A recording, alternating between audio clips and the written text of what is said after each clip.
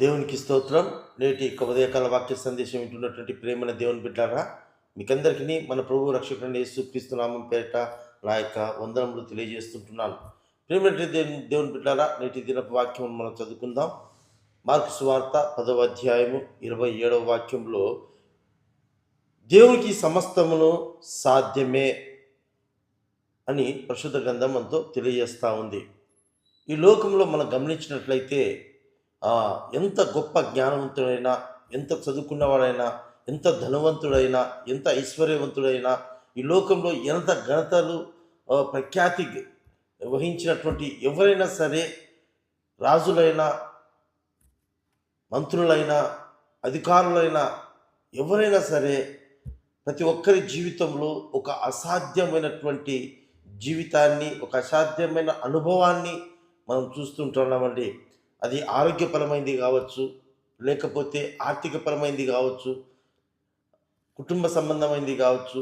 ఈ లోకంలో ఏదొక విషయంలో నా జీవితంలో ఇది సాధ్యం కాలేదు, నా జీవితంలో నేను చేయలేకపోతుంటున్నాను అనేటువంటి అనేక మంది సమస్యల చేత, దిగుళ్ళ చేత, కలవరముల చేత, భయముల చేత నేటి దినాల్లో అనేక మంది లేకపోలేదండి.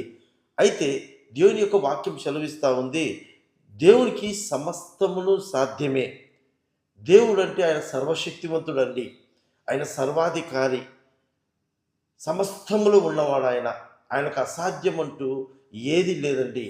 అయితే మనం ఏం చేయాలంటే, ఎవరైతే నా జీవితంలో ఇది అసాధ్యము, నా జీవితంలో, నా కుటుంబంలో ఇది అసాధ్యమని ఎవరైతే ఈ ఉదయకాల సమయంలో అలాంటి విషయంలో చింతిస్తుంటున్నారో, మనమందరము కూడా, అలాంటి వారమందరము కూడా అసాధ్య శక్తి అయినటువంటి, అసాధ్యమంటే ఎరగనటువంటి సర్వశక్తి గల దేవుడు, సమస్తము చేయగల దేవుని దగ్గర ఆశ్రయించినట్లయితే, ఆయన యందు విశ్వసించినట్లయితే, ఆయన యందు నమ్మిక ఉంచినట్లయితే, ఆ అసాధ్యమైన దేవుడు, ఏమైనా చేయగలిగిన దేవుడు మన పక్షాన ఉండి అసాధ్యమైన కార్యాన్ని సాధ్యపరుస్తాడండి. అందుకే పరిశుద్ధ గ్రంథంలో ఒక లేఖనంలో ఈ రీతిగా తెలియజేస్తున్నాడు, నువ్వు నా యందు విశ్వసించినట్లయితే నీకు అసాధ్యమైనది ఏది నీ ఎదుట ఉండదు అని దేవుడు వాక్యం సెలవిస్తూ ఉంది. కనుక ఉదయకాల సమయంలో అసాధ్యులైనటువంటి మనము సమస్తమును సాధ్యం చేయగలిగినటువంటి శక్తి కలిగినటువంటి దేవుణ్ణి ఆశ్రయిద్దాం, ఆయన విశ్వసిద్దాం, ఆయన నమ్మిక ఉంచి అసాధ్యమైన కార్యములను దేవుని కృపచేత మనం సాధ్యపరచుకొని మన కుటుంబాల్లో, మన జీవితాల్లో సమాధానం పొందుకుందాం. దేవుడు అట్టి కృప మనకందరికీ దయచేయునుగాక. ఆమేన్.